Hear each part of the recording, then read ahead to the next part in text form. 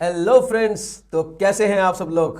तो गाइस, आज हम स्टार्ट करने जा रहे हैं हमारा नया सब्जेक्ट और सब्जेक्ट का नाम है इनडायरेक्ट टैक्सेस, राइट। और ये आज हमारे इस सब्जेक्ट की पहली क्लास है। सीएमए इंटर ग्रुप 2 के स्टूडेंट जिनके एग्जाम जो प्रिपेयर कर रहे हैं जून 2020 एग्जाम के लिए या दिसंबर 2020 एग्जाम के लिए, उनके लिए बैच शुरू किया गया है। आइए मैं आपको बताऊंगा इस बैच में हम क्या क्या कवर करेंगे और हम किस तरीके से पढ़ेंगे, बड़ा इंपॉर्टेंट है। आइए, सबसे पहली बात, सब्जेक्ट का नाम है इनडायरेक्ट टैक्सेस और ये पूरे 100 नंबर का पेपर है। इसके अंदर दो टॉपिक है, एक जीएसटी और कस्टम। जीएसटी 80 मार्क्स का और कस्टम 20 मार्क्स का। लेकिन मेरी ना आपको एक एडवाइस है, आप ना इस परसेंटेज के भरोसे मत रहना कि ये 80-20 का आता होगा। भाई कभी कभी ना ये वेटेज उल्टी पुल्टी हो जाती है। मतलब कोई जरूरी नहीं कि कस्टम 20 का आए, कभी कभी कस्टम 30 का भी आ जाता है और जीएसटी बेचारा 70 का रह जाता है। तो मेरी एडवाइस है इस वेटेज के चक्कर में मत पड़ना। मैं आपको जीएसटी भी अपने आप में पूरा 100% तरीके से करवाऊंगा और कस्टम भी पूरा 100% तरीके से करवाऊंगा।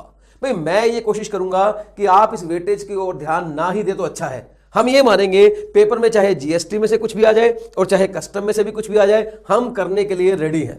ओके, चलिए, जब आप क्लास को स्टार्ट करेंगे तो आप अपने साथ क्या क्या रखेंगे, ये बड़ा इंपॉर्टेंट है। नंबर 1, देखिए, एक आपको रखना पड़ेगा रजिस्टर।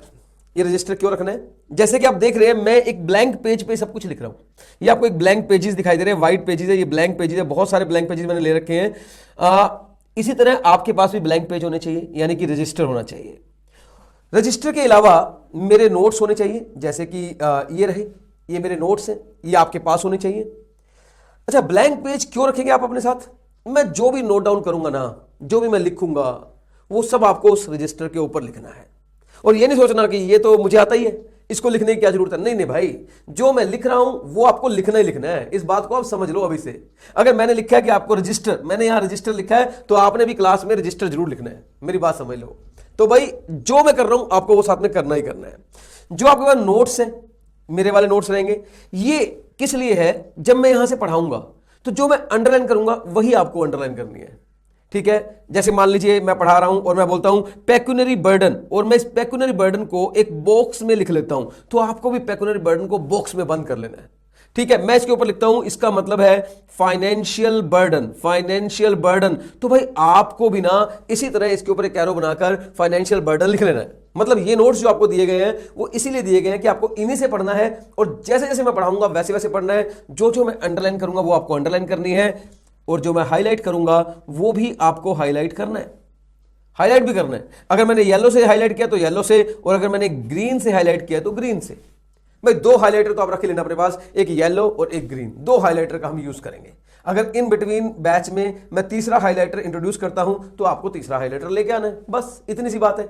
तो एक तो आपके पास ब्लैंक पेज होने चाहिए कि जो मैं नोटिंग करवाऊंगा वो आपको नोटिंग करनी है। दूसरा, आपके पास मेरे नोट्स होने चाहिए कि जो मैं नोट्स के ऊपर जिस तरीके से लिखूंगा उसी तरीके से आपने लिखना है, क्योंकि आखिरकार एग्जाम डेज में आपके यही पढ़ना है आपने। तो आपको पहले से पता होना चाहिए आपने कहां हाईलाइटर किया था, क्यों हाईलाइट किया था, उसका क्या लॉजिक था, वो सब आपको क्लियर होना चाहिए। ठीक है सर जी, ये वाली बात हमें समझ में आ गई। एक बार मैं इस हाईलाइटर को यहां से हटा देता हूं, ठीक है, एक बार मैं हटा देता हूं तो बता दिया मैंने आपको। तीसरा, इसके अलावा आपको अपने साथ सीएमए इंस्टीट्यूट का इशूड सीएमए आईडीटी का स्टडी मटेरियल भी साथ में रखना है। Sir study material? हाँ बिल्कुल स्टडी मटेरियल, और ये स्टडी मटेरियल मैं आपको पूरा कवर करने वाला हूं, चाहे वो थ्योरेटिकल कंसेप्ट हो या प्रैक्टिकल कंसेप्ट हो, प्रैक्टिकल क्वेश्चंस हो, ये सब हम कवर करने वाले हैं। पूरा स्टडी मटेरियल को हम पूरा थोरली काम करने वाले हैं, ये आपको अपने साथ रखना है। Is it clear? तो ये भी आपके पास होना चाहिए। एक और चीज इसके अलावा मैं आपको पीपीटीज दिखाऊंगा। पीपीटी मतलब पीपीटी का मतलब होता है कि टीचर ने स्टूडेंट के लिए पहले से मेहनत करके रखी है। यस, मैंने आप लोगों के लिए पहले से ही मेहनत करके रखी है। बड़ी सारी डायग्राम्स, बड़े सारे क्रक्स, बड़े सारे लॉजिक्स मैं पीपीटी के थ्रू एक्सप्लेन करूंगा आपको।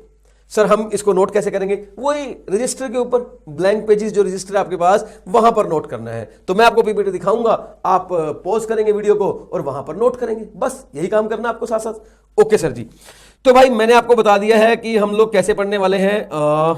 आपके पास होना चाहिए रजिस्टर, एक तो बिल्कुल सही सर, रजिस्टर होगा हमारे पास एक तो आपके पास रजिस्टर होना चाहिए। यस, मेरे नोट्स होने चाहिए, ठीक है, हाइलाइटर होना चाहिए, दो येलो और ग्रीन, और आपके पास नॉर्मल पेन भी होना चाहिए जिससे आप लिखेंगे।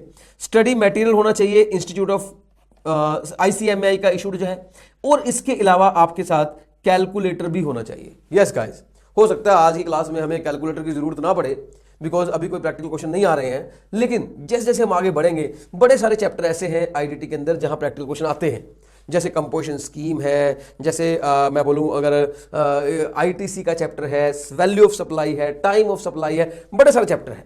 तो वहां पर आपको ना कैलकुलेटर की नीड पड़ेगी। तो मेरी रिक्वेस्ट है आप कैलकुलेटर अपने साथ हर क्लास में ही रखें। एक और बात, ये हमारा रेगुलर बैच है। रेगुलर बैच का मतलब होता है ये कोई फास्ट ट्रैक रिवीजन बैच नहीं है, या कोई ये रिवाइज वाला बैच नहीं है, और ये ना स्टूडियो रिकॉर्डिंग है। यहां पर ना मतलब मैं ये जो आपको मिलेगा ना बैच, आप ये समझो इसके अंदर अप्रोक्सीमेटली 150 आवर का कंटेंट रहेगा। मतलब हम IDT को अप्रोक्सीमेटली 150 घंटे में पढ़ने वाले हैं, राइट? क्योंकि हम करने वाले हैं इन डेप्थ नॉलेज, हम लेने वाले हैं इन डेप्थ नॉलेज। यहां मैं कोई बात आपको ऊपर ऊपर से नहीं बताने वाला, एक एक सब टॉपिक को, एक एक चीज को हम तोड़ मरोड़ कर सीखने वाले हैं, पोस्टमार्टम करने वाले हैं एक एक टॉपिक का। भाई सब पूरी तरह खोल कर रख देंगे कि इस कंसेप्ट का मतलब क्या होता है। समझ में आया पॉइंट?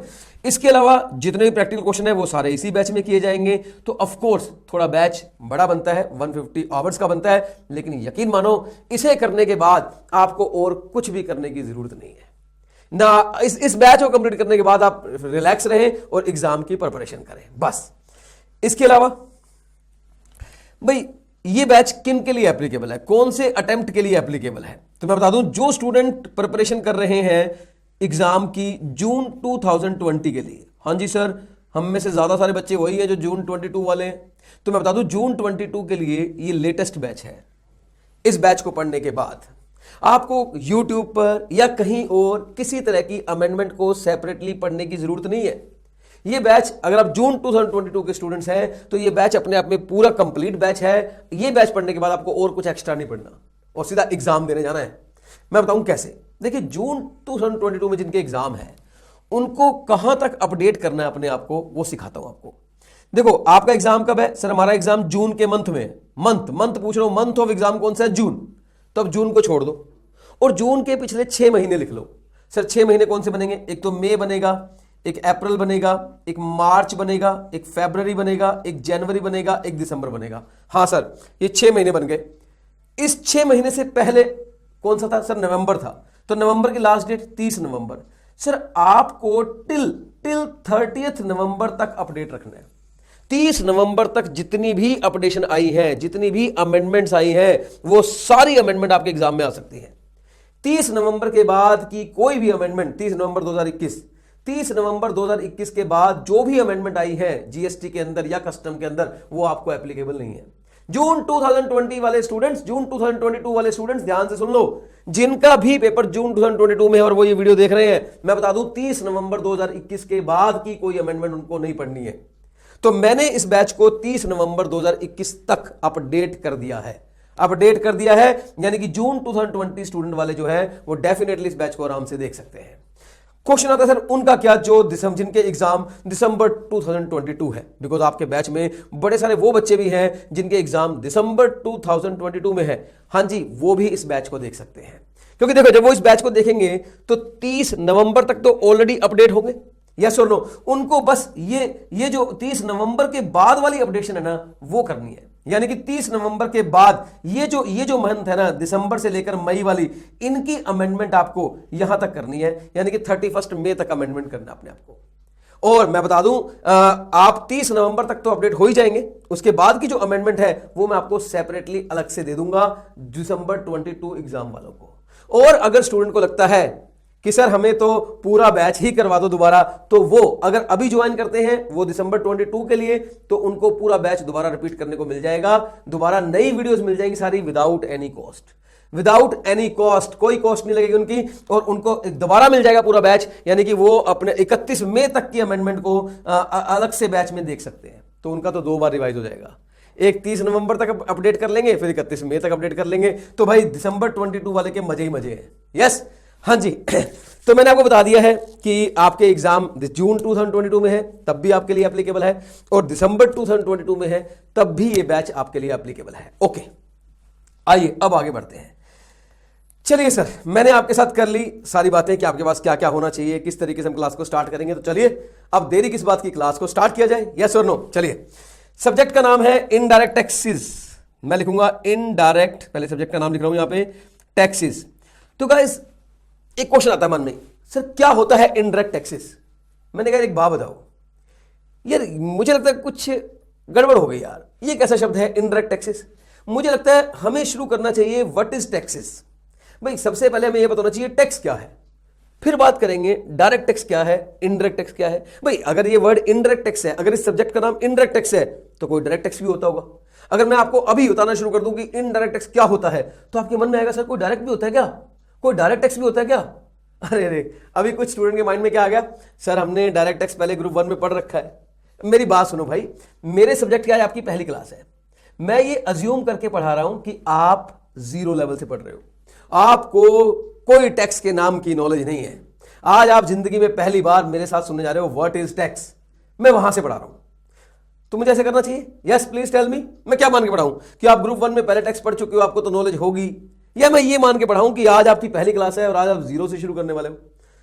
स्टूडेंट कहता है देखिए इसमें कोई मानने वाली बात नहीं है, हम 0 से ही हैं, हम 0 ही हैं, मैं 0 से शुरू करो प्लीज। तो डोंट वरी, मैं आपको ये अज्यूम करके पढ़ाऊंगा कि आपको टैक्स के बारे में कुछ भी नहीं पता, और मुझे आपको फ्रॉम द वेरी बिगिनिंग पढ़ाना है। लेकिन मेरी एक शर्त है, और वो शर्त ये है कि जब मैं नेक्स्ट क्लास लूंगा ना, यानी कि सेकंड क्लास, तब मैं ये अज्यूम करूंगा कि आपको क्लास नंबर 1 की नॉलेज है। जब मैं थर्ड क्लास लूंगा तो मैं ये अज्यूम करूंगा आपको क्लास 1 और 2 की नॉलेज है। जब मैं फोर्थ क्लास लूंगा मैं अज्यूम करूंगा आपको क्लास 1, 2, 3 की नॉलेज है। भाई इतना तो आपको मेरे साथ चलना पड़ेगा। अगर मैं हर क्लास में 0 अज्यूम करूंगा तो फिर तुम तो आखिर तक 0 रह जाओगे, यस और नो। तो भाई 0 आज आप पहले दिन हो, आखिरी दिन आप हीरो बनने वाले हो। तो 0 से हीरो का सफर हम शुरू करने वाले हैं। Is it clear? हाँ जी। तो स्टार्ट करते हैं। फिर क्या स्टार्ट करें, इनडायरेक्ट टैक्स या what is tax? Of course what is tax, हमें पता ही नहीं इनडायरेक्ट टैक्स क्या होता है, वो तो आप बाद में बताओगे। यस गाइस, तो let us start what is tax. पहले स्टार्ट करते हैं व्हाट इज टैक्स। तो आ जाइए मेरे साथ वापस ब्लैंक पेज पे, और ब्लैंक पेज से ही हम स्टार्ट करेंगे। लिखो भाई लिखो, व्हाट इज टैक्स, टैक्स क्या होता है।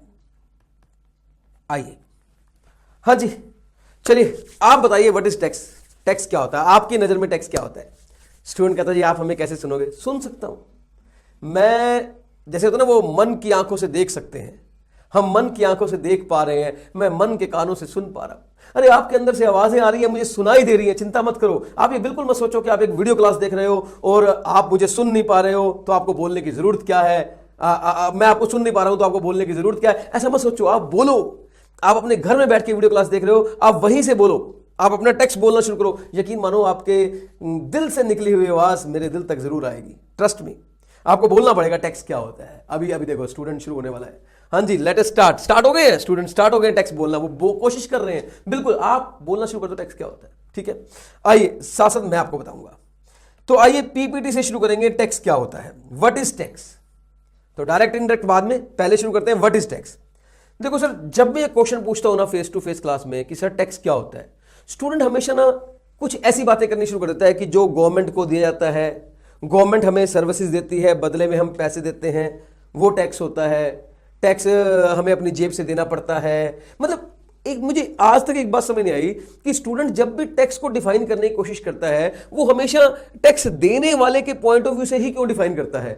आखिरकार किसी को टैक्स मिल भी तो रहा है, उसके लिए टैक्स क्या है वो तो कोई बात ही नहीं करता। भाई टैक्स जो है वो मैं देता हूं, ठीक है, लेकिन सरकार लेती भी तो है मुझसे, तो सरकार के लिए टैक्स क्या है ये तो कोई बात ही नहीं करता।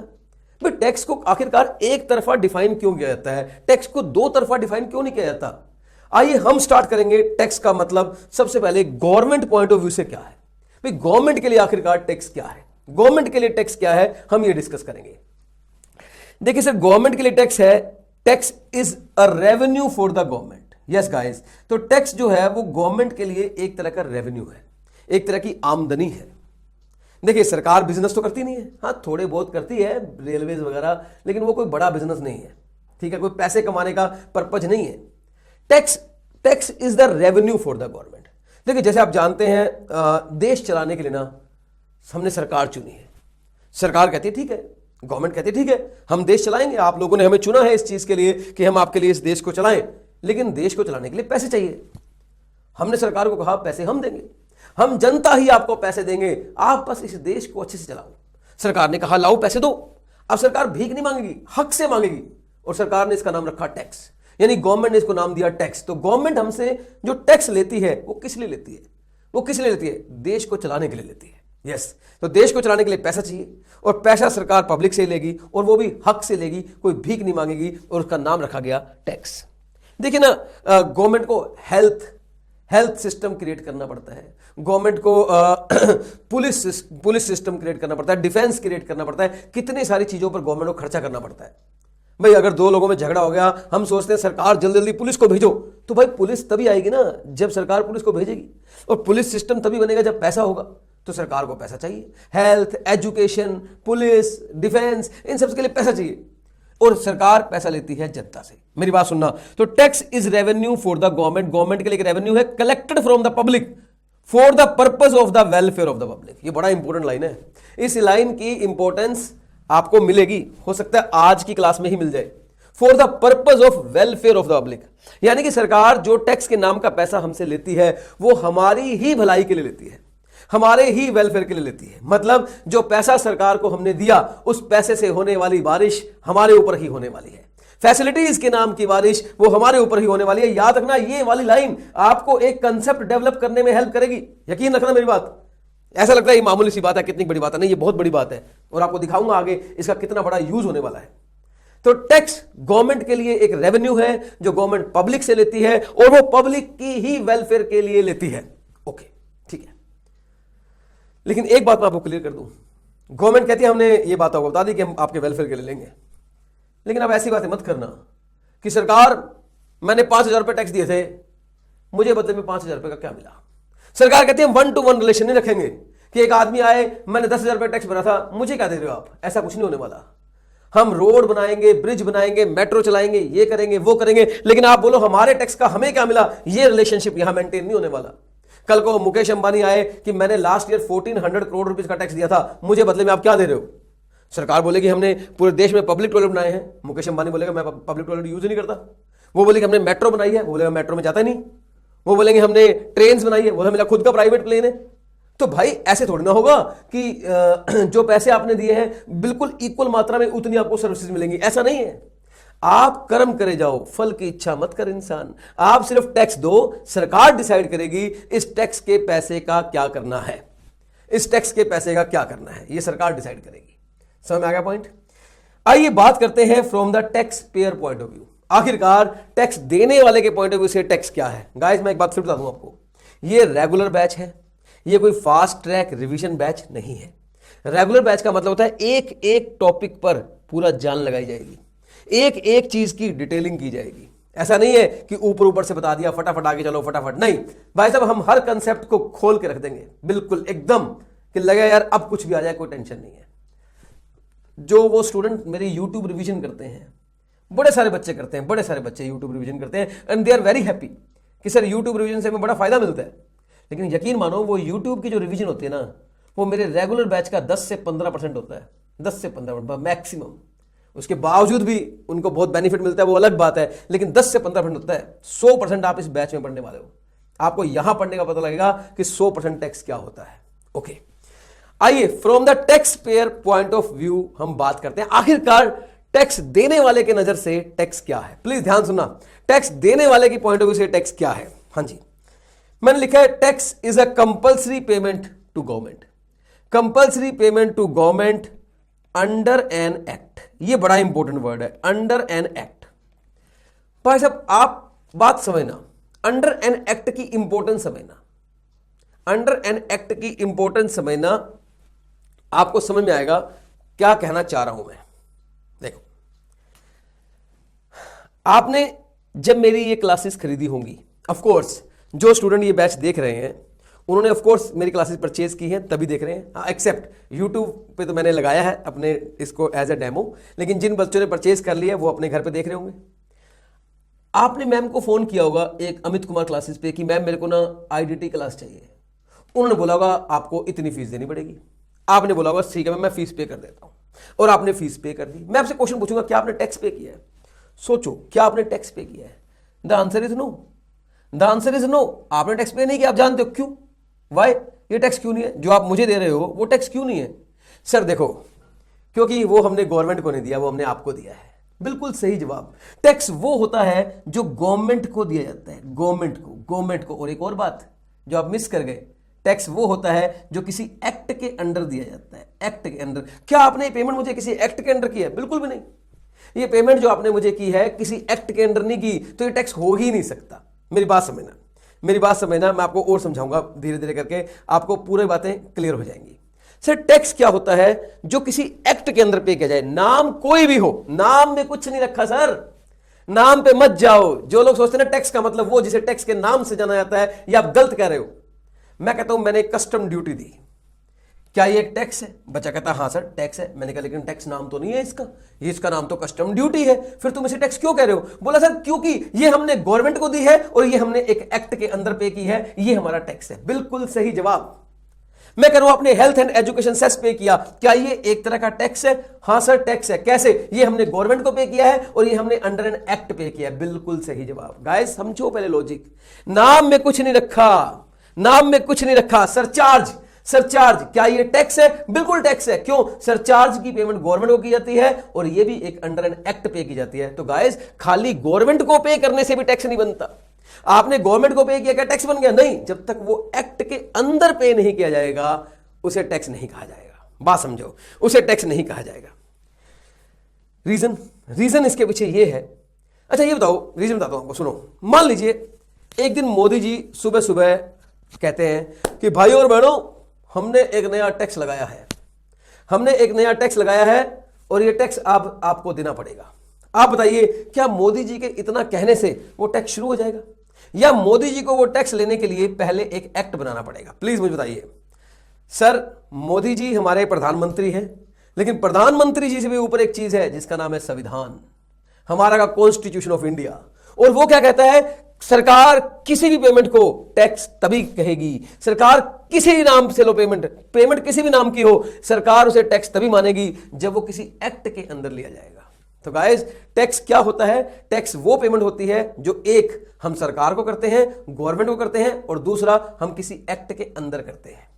अब आप उसे एक्साइज ड्यूटी बोलो, अब आप उसे सर्विस टैक्स बोलो, अब आप उसे कस्टम ड्यूटी बोलो, अब आप उसे मतलब कुछ भी सेस बोलो, सरचार्ज बोलो, नाम कुछ भी हो, लेकिन अगर वो एक्ट के अंदर लिया जा रहा है टैक्स तभी कहलाएगा। गाइस प्लीज टेल मी, आप लोगों को टैक्स का मीनिंग क्लियर हुआ या नहीं हुआ?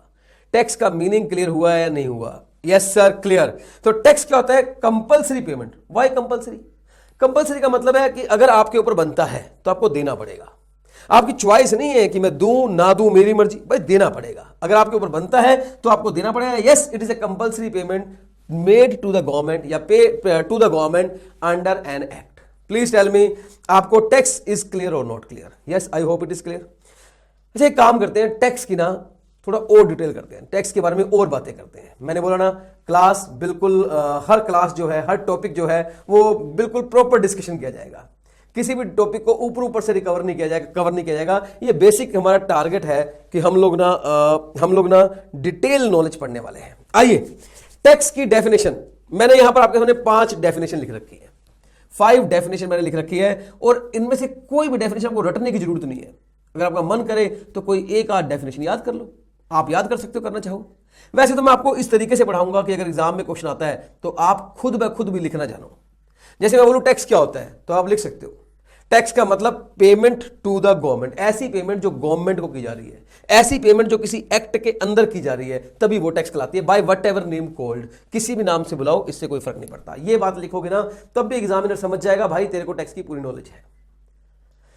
लेकिन यहां पे कुछ डेफिनेशंस हैं।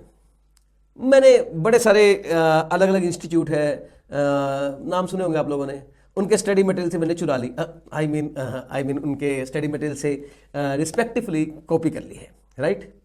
ये डेफिनेशन मैं आपको सिर्फ इसलिए पढ़ा रहा हूं कि आपका थोड़ा सा माइंड और ब्रॉड हो जाए कि टैक्स का क्या मतलब होता है। ठीक है, आइए पढ़ते हैं। A tax may be defined as pecuniary burden. Yes guys, pecuniary burden, इसका मतलब फाइनेंशियल बर्डन। अच्छा, जो टैक्स होता है ना वो आपके ऊपर फाइनेंशियली बर्डन क्रिएट करता है। मतलब ये नहीं होता कि आप बोलो अरे यार सरकार इस पर टैक्स नहीं है, मैं आपको ना कंबल दे जाता हूं, आप कंबल रख लो, सर्दियां हैं। नहीं भाई, ऐसा नहीं होता। टैक्स एक फाइनेंशियल बर्डन है, चाहे वो इंडिविजुअल के ऊपर है या किसी प्रॉपर्टी ओनर के ऊपर है, to support to government.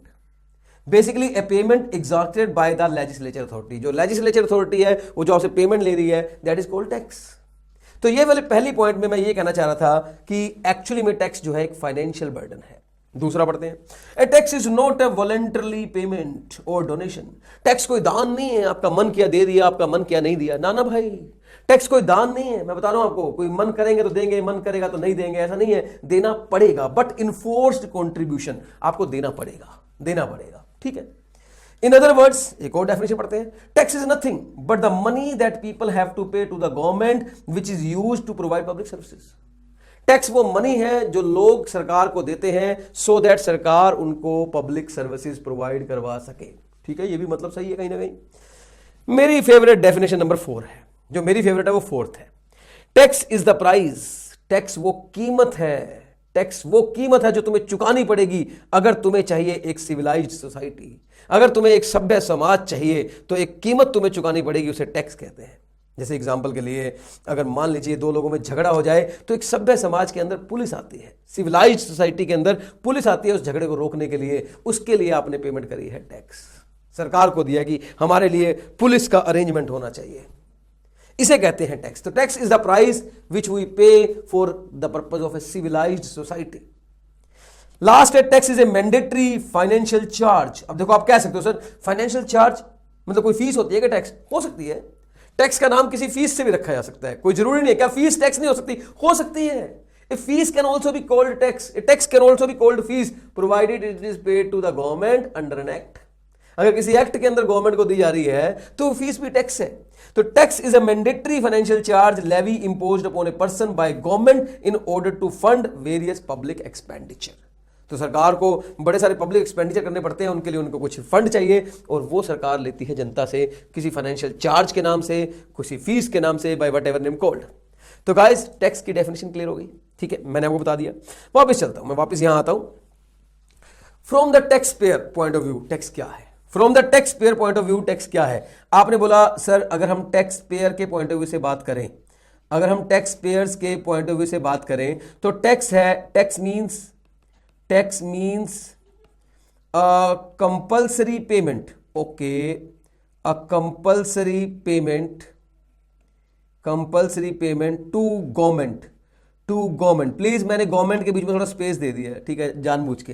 Tax means a compulsory payment to government made under an act, ठीक है, मेड अंडर एन एक्ट, ठीक है। तो किसी एक्ट के अंदर जब गवर्नमेंट को पे की जाती है तो उसे कहते हैं टैक्स। अब मेरा क्वेश्चन, अब हम पढ़ेंगे नेक्स्ट पॉइंट। तो व्हाट इज टैक्स पढ़ लिया हमने, टैक्स क्या होता है पढ़ लिया। सेकंड क्वेश्चन है, to which government? Which government? Tax is made compulsory payment to government. My question is which government? भाई इंडिया में तो सेंट्रल गवर्नमेंट भी है, तो क्या टैक्स सेंट्रल गवर्नमेंट को जाता है? इंडिया में तो स्टेट गवर्नमेंट भी है, या टैक्स स्टेट गवर्नमेंट को जाता है? भाई मैं आपको बता दूं, इंडिया एक फेडरल कंट्री है, और फेडरल कंट्री का मतलब जहां 2 गवर्नमेंट पैरेलल रन करती है, सेंट्रल गवर्नमेंट, स्टेट गवर्नमेंट। जब मैं बोलता हूं सेंट्रल गवर्नमेंट तो आपके जहन में, आपके दिमाग में आता है मोदी जी, और जब मैं स्टेट गवर्नमेंट बोलता हूं तो आपके दिमाग में आता है अपनी अपनी स्टेट के चीफ मिनिस्टर, या आपके स्टेट में जो भी चीफ मिनिस्टर है उसका माइंड में आता है। जैसे मान लीजिए मैं दिल्ली में हूं तो मेरे दिमाग में सेंटर का नाम सुन के मोदी जी आते हैं और स्टेट का नाम सुन के केजरीवाल जी आते हैं। यस, हो सकता है आप यूपी में हो तो आपके दिमाग में मोदी जी और आदित्य योगीनाथ जी आएंगे। हो सकता है आप हरियाणा में हो, आपके दिमाग में मोदी जी और मनोहर लाल खट्टर जी आएंगे। हो सकता है आप पंजाब में हो, आपके दिमाग में मोदी जी और वो क्या नाम था उनका, भी नए बने ना, चन्नी लाल, मुझे नाम नहीं पता कुछ, पहले तो कैप्टन अमरिंदर सिंह थे, वो आपके दिमाग में आएंगे। भाई आप जिस स्टेट से बिलोंग करते हैं, ऑफ कोर्स स्टेट का नाम सुन के आपके दिमाग में वो आते हैं। तो भाई टैक्स किसको जाएगा? टैक्स मेरे को बताइए, टैक्स सेंट्रल गवर्नमेंट को जाएगा? टैक्स का पैसा किसको मिलेगा? सेंट्रल गवर्नमेंट को मिलेगा या स्टेट गवर्नमेंट को मिलेगा? भाई पैसे की जरूरत तो दोनों को है। केजरीवाल जी कहते हैं पैसा हमें दो, हमें दिल्ली को चलाना है। मोदी जी कहते हैं पैसा हमें दो, हमें पूरे इंडिया को चलाना है। तो आखिरकार टैक्स का पैसा किसके पास जाएगा? क्वेश्चन ये है। अच्छा, एक बात और, जैसे कि आप इस क्लास को देख रहे हैं तो आप जिस भी स्टेट से बिलोंग करते हैं, जैसे कि आप जानते हैं हमारे पास पूरी इंडिया से स्टूडेंट पढ़ते हैं, पूरे इंडिया से, मतलब इंडिया के लगभग हर स्टेट, हर यूटी का बच्चा हमारे साथ होता है। तो आप जिस भी स्टेट या यूटी से है ना, मैं चाहूंगा अगर आप ये वीडियो देख रहे हैं ना तो प्लीज गाइस कमेंट बॉक्स में ना अपने स्टेट के मिनिस्टर का नाम जरूर लिखना, ठीक है, कि हम इस स्टेट से हैं और हमारे स्टेट के मिनिस्टर का नाम ये है, ठीक है। तो मुझे मजा आता है, मुझे भी नॉलेज बढ़ जाती है, मुझे 4-5 स्टेट के नाम पता है मिनिस्टर्स के, और किसी का पता नहीं है, ठीक है। तो यस गाइस, तो बताइए प्लीज पैसा किसको जाएगा। Now the question is to which government, to which government. भाई ये तो बात तय हो गई कि टैक्स का पैसा गवर्नमेंट को जाएगा, लेकिन कौन सी गवर्नमेंट को जाएगा, कौन सी गवर्नमेंट जाएगा। एक student face to face class में मैं क्वेश्चन पूछता हूँ, एक स्टूडेंट कहता है मैं बताऊंगा। मैंने कहा हाँ बताओ बेटा कौन सी गवर्नमेंट जाएगा। बोला जी पैसा मोदी जी को जाएगा, यानी कि सेंट्रल गवर्नमेंट को जाएगा। मैंने कहा तुम कैसे कह सकते हो। बोला मेरे दिल से आवाज आई है, मेरा मेरा मन कह रहा है सर। भाई प्रैक्टिकल बताऊं, सही जवाब तो यही है, स्टूडेंट के पॉइंट ऑफ व्यू से तो यही सही जवाब है भी सर मेरे तो दिल में आवाज आई है कि मोदी जी को मिलना चाहिए पैसा। भाई सीधी सी बात है, आपको कैसे बताऊंगा, अभी आपको नॉलेज कहाँ है टैक्स की, वो तो मैं बताने वाला हूं, लेकिन एनीवेज बताने की कोशिश तो करनी ही चाहिए, है ना। तो यस गाइस, अब the question is tax to which government, Modi ji को जाएगा या स्टेट गवर्नमेंट को जाएगा। अब और ये डिसाइड कौन करेगा। Now the question is who will decide कि टैक्स का पैसा किसको जाएगा, सेंटर को जाएगा या स्टेट को जाएगा। तो मैं आपको बता दूं, इसका जो डिसाइड है, इसका जो डिसीजन है वो बड़े सालों पहले हो चुका है। हमारे भारत का संविधान बनाया था बी.आर. अंबेडकर जी ने 1949 में, और ये लागू हो गया था 1950 में। चलिए मैं आप लोगों को ले चलता हूं 1950 में। हम जा रहे हैं 1950, मतलब आज से अप्रोक्सीमेटली 71 ईयर्स बैक। हम 2022 में खड़े हैं, 22 आने वाला है 2-3 दिन बाद, हम 2022 में खड़े हैं ऑलमोस्ट, और हम जा रहे हैं 1950 में, 20-22 साल पीछे। अच्छा मैं ना थोड़ा सा इसमें मिर्च मसाला ऐड करूंगा प्लीज आपको समझाने के लिए, ठीक है। ऐसा प्रैक्टिकल नहीं है, लेकिन मान लेना मेरे साथ जा रहे हैं मोदी जी और केजरीवाल भी, ठीक है, ये भी 1950 में पहुंच गए हैं, ठीक है। वहां बी.आर. अंबेडकर जी खड़े हैं। बी.आर. अंबेडकर जी वो हैं जिन्होंने संविधान लिखा। उन्होंने कहा देखो मोदी जी, देखो केजरीवाल जी, मैं संविधान बनाने जा रहा हूं, और मैं संविधान के अंदर, कॉन्स्टिट्यूशन ऑफ इंडिया के अंदर एक शेड्यूल 7 लिखने जा रहा हूं, यानी कि एक आर्टिकल है, आर्टिकल 246, और इस आर्टिकल 246 के अंदर मैं एक शेड्यूल 7 लिखने जा रहा हूं, और इस शेड्यूल में मैं डिसाइड करूंगा कि टैक्स का पैसा मोदी जी को जाएगा या टैक्स का पैसा केजरीवाल जी आपको जाएगा। अब मोदी जी और केजरीवाल जी ऐसे खड़े हैं कि ठीक है जी बताइए किसको मिलेगा पैसा। तो अंबेडकर जी ने कहा देखो मैं बनाने जा रहा हूं टैक्स का पैसा किसको जाएगा, लेकिन बड़े सारे टैक्स हैं इंडिया में, बड़े सारे टैक्स है, जैसे कि इनकम टैक्स है, एक्साइज टैक्स है, या एक्साइज ड्यूटी है, कस्टम ड्यूटी है, बड़े सारे टैक्स है। तो हम डिसाइड करेंगे कौन सा टैक्स किसको जाएगा, ठीक है ना, कौन सा टैक्स किसको जाएगा। बोले ठीक है सर आप बताइए किसको मिलेगा। उन्होंने कहा देखो मैं 3 लिस्ट बनाने जा रहा हूं, 3 लिस्ट। पहली लिस्ट का नाम है यूनियन लिस्ट, दूसरी लिस्ट का नाम है स्टेट लिस्ट, तीसरी लिस्ट का नाम है कॉन्करेंट लिस्ट। बड़े ध्यान सुनना, मोदी जी और केजरीवाल जी बिल्कुल चुपचाप खड़े हैं, बिल्कुल ध्यान सुन रहे हैं, क्योंकि बात पैसे की होने वाली है कि किसको मिलेगा पैसा आखिरकार टैक्स के नाम का, यह डिस्कशन होने जा रहा है। बिल्कुल शांत खड़े दोनों। बोले देखिए मोदी जी मैं आपको बता दूं, मैंने जो यूनियन लिस्ट बनाई है वो आपके लिए बनाई है। मैं यूनियन लिस्ट में जिन जिन टैक्सेस का नाम लिखूंगा, प्लीज ध्यान दीजिए, बी.आर. अंबेडकर जी अनाउंस करने जा रहे हैं, मैं यूनियन लिस्ट में जिन जिन टैक्सेस का नाम लिखूंगा उसके ऊपर लॉ बनाने की पावर रहेगी पार्लियामेंट के पास, लॉ बनाने की पावर रहेगी पार्लियामेंट के पास। प्लीज मोदी जी आप ध्यान सुनिए, मोदी जी आप लॉ नहीं बनाएंगे, सेंट्रल गवर्नमेंट लॉ नहीं बनाती है, सेंट्रल गवर्नमेंट लॉ नहीं बनाएगी, लॉ पार्लियामेंट बनाएगी। पार्लियामेंट लॉ बनाएगी, पार्लियामेंट लॉ बनाएगी, और फिर इसका जो लेवी एंड कलेक्शन की पावर है ना वो आगे सेंट्रल गवर्नमेंट को दे दी जाएगी। मतलब लॉ पार्लियामेंट बनाएगी, लेकिन फिर वो जो टैक्स लगाने की, टैक्स वसूलने की पावर है वो सेंट्रल गवर्नमेंट के पास आ जाएगी, यानी कि मोदी जी के पास आ जाएगी। उन्होंने बोला मोदी जी यूनियन लिस्ट में हम लिखने जा रहे हैं कुछ टैक्सेस का नाम, उसकी पावर अल्टीमेटली आपको मिल जाएगी, वो टैक्सेस आपके होंगे। मोदी जी कहना ठीक है जी ठीक है, और सुनो ये पावर आपके पास एक्सक्लूसिव पावर होगी। बोले एक्सक्लूसिव पावर का मतलब जिन टैक्स का नाम हम यूनियन लिस्ट में लिख देंगे वहां केजरीवाल जी कुछ भी नहीं बोलेंगे। सपोज करो हमने इनकम टैक्स आपकी लिस्ट में लिख दिया, मान लीजिए मोदी जी का ठीक है। बोले रुको ऐसे मत करो, अभी हमने लिखा नहीं है। मान लीजिए इनकम टैक्स हमने आपकी लिस्ट में लिख दिया, यूनियन लिस्ट में, तो अब आप इनकम टैक्स का रेट कितना करेंगे वो आपकी पावर है। केजरीवाल जी कभी कोई बीच में बात नहीं बोलेंगे।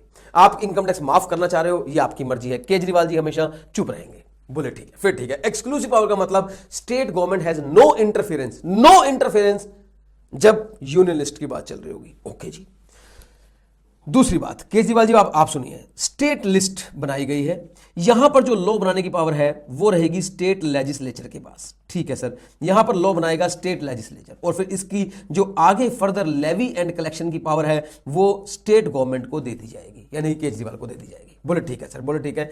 आपके पास भी जो लिस्ट में आएंगे वो एक्सक्लूसिव पावर होगी, यानी कि स्टेट गवर्नमेंट को जिन टैक्सेस का दिया जाएगा पैसा, उन टैक्सेस के बारे में जितनी भी पावर्स हैं वो स्टेट के पास रहेंगी। मोदी जी कभी इंटरफेरेंस नहीं करेंगे। पहले बात ध्यान सुन लो, मोदी जी कोई इंटरफेरेंस नहीं करेंगे। मोदी जी बोले ठीक है मैं चुप हूं, मैं कोई इंटरफेरेंस नहीं करूंगा, आप बता दीजिए इनके टैक्स कौन से हैं और हमारे कौन से हैं।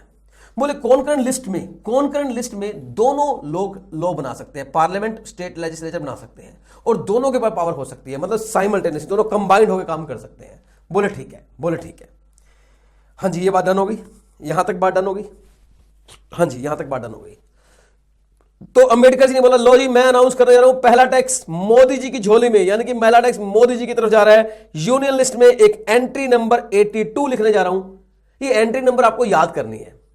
एंट्री नंबर कुछ नहीं है, क्या होता है ना कि जैसे हम रजिस्टर में कोई चीज लिखते हैं तो कोई एंट्री डाल देते हैं, नंबर डाल देते हैं, वही है एंट्री नंबर 82। सर 82 से शुरू होती है क्या? नहीं, इससे पहले भी है, इससे पहले भी, लेकिन वो टैक्स की नहीं है, आपके काम की नहीं है। देखना चाहो तो गूगल पे लिख लो schedule 7 of constitution of India, वहां पर आपको सारी एंट्रीज मिल जाएंगी, यूनियन लिस्ट की, स्टेट लिस्ट की, अलग बात है। लेकिन मैं आपको बताऊंगा वो एंट्रीज जो टैक्स से रिलेटेड है। तो एंट्री नंबर 82 में मोदी जी को दिया जा रहा है टैक्स, और उस टैक्स का नाम है, क्या नाम है? उस टैक्स का नाम है टैक्सेस ऑन इनकम, यानी कि income tax, taxes on income tax. Modi ji वाह जी वाह, मिल गया। तो आप मेरी बात सुन लीजिए, इनकम टैक्स जो होता है, इनकम टैक्स जो होता है उसका जो पैसा होता है वो जाता है सेंट्रल गवर्नमेंट के पास। इनकम टैक्स को लेवी, इनकम टैक्स के पैसे को कलेक्ट करना, ये सारी पावर सेंट्रल गवर्नमेंट के पास है। लॉ पार्लियामेंट बनाएगी, लेकिन टैक्स की कलेक्शन, टैक्स का लेवी सारा का सारा सेंट्रल के पास है। केजरीवाल जी चुप खड़े हैं कि कोई बात नहीं, एक टैक्स इनको गया, हमारा भी नंबर आएगा, मेरा टाइम आएगा, कोई बात नहीं।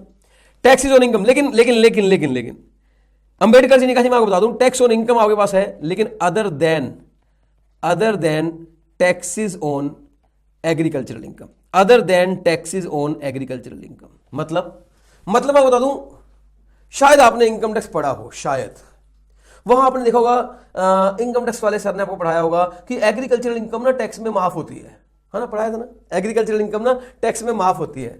अरे माफ क्या होती है, सेंट्रल गवर्नमेंट की औकात ही नहीं है लगा ले टैक्स। भाई साहब कॉन्स्टिट्यूशन ऑफ इंडिया ने बोला है कि एग्रीकल्चरल इनकम के ऊपर आप टैक्स नहीं लगाओगे, अदर देन लिख दिया है। अदर देन का मतलब क्या है कि इनकम टैक्स जो है वो सेंट्रल गवर्नमेंट लगाएगी, लेकिन एग्रीकल्चरल के ऊपर इनकम टैक्स सेंट्रल गवर्नमेंट नहीं लगाएगी। तो कहने को बोलते हैं माफ है, माफ नहीं है, वो टैक्स लग ही नहीं सकता। एक्चुअली में एग्रीकल्चरल इनकम को इनकम टैक्स में इसलिए डील किया जाता है क्योंकि वो नॉन एग्रीकल्चरल में जोड़ी जाती है रेट पर्पस के लिए। जब आप इनकम टैक्स पढ़ते हैं तो वहां आपको इस बात की क्लैरिटी होती है क्या होता है। अभी मैं इसको ज्यादा डिस्कस नहीं करूंगा। तो एग्रीकल्चरल इनकम को इनकम टैक्स में कोई लेना देना नहीं है। इनकम टैक्स वालों के पास, सेंट्रल गवर्नमेंट के पास कोई पावर ही नहीं है कि वो एग्रीकल्चरल इनकम के ऊपर कोई लॉ बनाने की सोच भी सके या लगा सके। तो सर एग्रीकल्चरल इनकम के ऊपर टैक्स कौन लगाता है? State government. State government, state list में एक एंट्री है जिसका नाम है एंट्री नंबर 46, और वहां लिखा है टैक्सेस ऑन एग्रीकल्चरल इनकम, यानी कि जो इनकम टैक्स लगता है एग्रीकल्चरल पर वो स्टेट गवर्नमेंट लगा सकती है, लेकिन कोई स्टेट गवर्नमेंट एग्रीकल्चरल इनकम के ऊपर टैक्स नहीं लगाती है। लिखा हुआ है, पावर स्टेट के पास है, लेकिन कोई स्टेट नहीं लगाती है। डोंट वरी, कोई स्टेट नहीं लगाती है और लगाएगी भी नहीं, क्योंकि आपको पता है एग्रीकल्चरल यानी कि हमारे किसानों की ऑलरेडी बड़ी दुर्दशा है, और ऊपर से उनके ऊपर इनकम टैक्स लगाया जाए तो फिर देख लो भाई साहब सरकार कितने दिन टिकेगी, आप खुद सोच लेना। तो स्टेट गवर्नमेंट के पावर है एग्रीकल्चरल इनकम के ऊपर टैक्स लगाने की, लेकिन कोई भी स्टेट गवर्नमेंट टैक्स लगाने को तैयार नहीं है। यस गाइस, तो मैंने इसको सिंपल तरीके से लिखा है entry number 82 income tax. Yes guys, तो इनकम टैक्स गया मोदी जी की झोले में, और केजरीवाल जी अपना मुंह बना के खड़े हैं कि मेरी बारी कब आएगी, अगले टैक्स की बात करो, अगले टैक्स की। अंबेडकर जी ने कहा रुको, मैं दूसरे टैक्स का अनाउंसमेंट करने जा रहा हूं। देखिए सर, आपको पता होगा जब हम इंडिया में फॉरेन कंट्री से इंपोर्ट करते हैं तो एक टैक्स लगता है जिसका नाम होता है इंपोर्ट ड्यूटी। हाँ सर बिल्कुल लगता है, हमने सुना नाम ये वाला। और जब हम इंडिया से फॉरेन कंट्री में एक्सपोर्ट करते हैं, दूसरी कंट्री में भेजते हैं, तो कुछ गुड्स पे, बहुत फ्यू गुड्स के ऊपर, सब पर नहीं, फ्यू गुड्स के ऊपर एक टैक्स लगता है जिसका नाम होता है एक्सपोर्ट ड्यूटी। और इन दोनों टैक्सेस को कंबाइंड वर्ड यूज किया जाता है कस्टम ड्यूटी, यानी कि इंपोर्ट एक्सपोर्ट पर लगने वाला टैक्स। इंपोर्ट एक्सपोर्ट पर लगने वाला टैक्स जो होता है वो कहलाता है कस्टम ड्यूटी। मैं आपसे छोटा सा क्वेश्चन पूछूंगा, क्या लगता है ये एक लोकल मामला है या इंटरनेशनल मामला है? मतलब यूएसए से जो हमारे गुड्स आई हैं उनके ऊपर जो टैक्स लग रहा है वो इंपोर्ट ड्यूटी होता है। इंडिया से जापान जो गुड्स जा रही हैं उनके ऊपर जो टैक्स लग रहा है वो एक्सपोर्ट ड्यूटी होती है। आपको लगता है लोकल मामला है या इंटरनेशनल है? सर कैसी बातें कर रहे हो सर, इंटरनेशनल मामला है। तो आपको लगता है इंटरनेशनल मामले में मतलब केजरीवाल या किसी भी स्टेट को पावर मिलनी चाहिए या इसे सेंटर को देखना चाहिए? सर ये तो सेंटर को देखना चाहिए, इंटरनेशनल मामला है। तो भाई साहब मैं आपको बता दूं इस मामले को सेंट्रल गवर्नमेंट देखेगी। और बी आर अंबेडकर जी ने बोला सॉरी केजरीवाल जी, ये टैक्स भी आपका नहीं है। एंट्री नंबर 83 जाता है सेंट्रल गवर्नमेंट की झोली में। मोदी जी कह रहे हैं एक टैक्स और हमारी झोली में, और ये है कस्टम ड्यूटी। ये है कस्टम ड्यूटी। कस्टम ड्यूटी मतलब इंपोर्ट एक्सपोर्ट पर लगने वाला टैक्स, इंपोर्ट एक्सपोर्ट पर लगने वाला tax, that is called custom duty. और ये भी गया मोदी जी की झोली में। बीएसएनएल एक चौका और सही बात है, ऐसे होता है। केजरीवाल जी खड़े हैं, कह रहे हैं मेरा नंबर आएगा, कोई बात नहीं मेरी भी बारी आएगी, और जब आएगी ना तो मैं चौका नहीं छक्का मारूंगा, याद रखना ये बात। मोदी जी ने बोला ओके यार तब की तब देखेंगे, अभी तो सुनता जा, अभी तो हमारी बारी चल रही है। अंबेडकर जी ने कहा जी चलिए मैं तीसरे टैक्स की बात करने जा रहा हूं। मैंने 2 टैक्सेस का बंटवारा कर दिया है, जैसे घर में बंटवारा होता है। जब 2 भाइयों की लड़ाई होती है ना तो घर में बंटवारा होता है। पता कैसे बंटवारा होता है? ये एक हिस्सा घर का एक भाई के पास, दूसरा हिस्सा दूसरे भाई के पास। स्कूटर मेरा, कार तेरी, है ना, दुकान मेरी, मकान तेरा, ऐसे कुछ झगड़े होते हैं, फिर ऐसे बंटवारे होते हैं। तो अंबेडकर जी बंटवारा कर रहे हैं मोदी जी और केजरीवाल जी में। भाई ये सब काल्पनिक है, मतलब कंसेप्ट बिल्कुल ट्रू है लेकिन तरीका काल्पनिक है। भाई जब B R Ambedkar ji law बना रहे होंगे तब कहां मोदी जी कहां केजरीवाल जी वो बात है। ओके, अंबेडकर जी ने कहा मेरा नेक्स्ट टैक्स है एक्साइज ड्यूटी। वो क्या होता है सर? सुनो, जब भी कोई आदमी इंडिया में मैन्युफैक्चर करता है, जब भी कोई आदमी इंडिया में मैन्युफैक्चर करता है या प्रोडक्शन करता है, 2 होता है, मैन्युफैक्चर या प्रोडक्शन। जब भी कोई आदमी इंडिया में मैन्युफैक्चर या प्रोडक्शन करता है तो इसके ऊपर एक टैक्स लगता है जिसका नाम होता है एक्साइज ड्यूटी। तो गवर्नमेंट ने बोला, अंबेडकर जी ने बोला कि अब मैं बात करने जा रहा हूं एक्साइज ड्यूटी की। केजरीवाल ने कहा जी आप हमें निराश मत करना प्लीज, हमें भी कुछ दो, हम कब से खड़े हैं, हम यहां क्या मतलब मोदी जी की तारीफें देखने आए क्या, हमें कुछ नहीं मिलेगा क्या?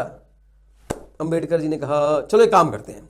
देखिए जब कोई इंडिया में हम लोग गुड्स मैन्युफैक्चर या प्रोड्यूस करते हैं, गुड्स का मैन्युफैक्चर या प्रोड्यूस करते हैं तो एक्साइज ड्यूटी लगती है।